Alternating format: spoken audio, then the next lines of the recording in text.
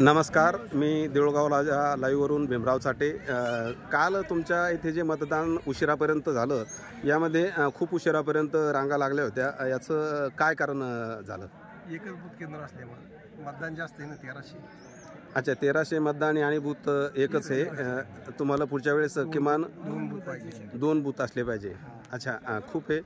मतदान झालं, कोणी मतदान झालं, रात्र गेली, आपल्याला काही नाही, पण तरी एक एक्झिट पोल असतो की मागच्या वेळेसही एक्झिट पोल असतं, कधी एक्झिट पोल खरा ठरतो, कधी खोटाही ठरतो, पण तरी तुमच्या अंदाजानुसार निकाल सर समजा 1-2 दिवसामध्ये येणारच आहे, पण कोण निवडून येईल असं वाटतं?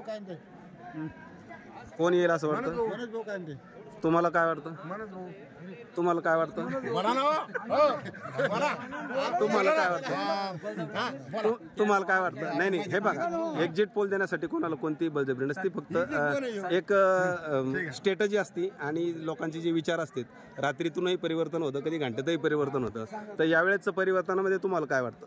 नाही, ह्यावेळेचं परिवर्तन असं होणार आहे की आता तिघाईमध्ये लढत आहे खरी, आणि या तिघाईमधून कोण बाजी मारण हे प्रत्येक सांगता येत नाही। कारण या ठिकाणी काय झालं नेमकं, धनुष्यबाण झालं, त्याच्यानंतर तुतारी झालं, त्याच्यानंतर घड्याळ झालं, हे ह्या ठिकाणी काय होलं, नेमकं कोणाचं मतदान जास्त होऊ राहिलं हे अजिबात कळून नाही राहिलं।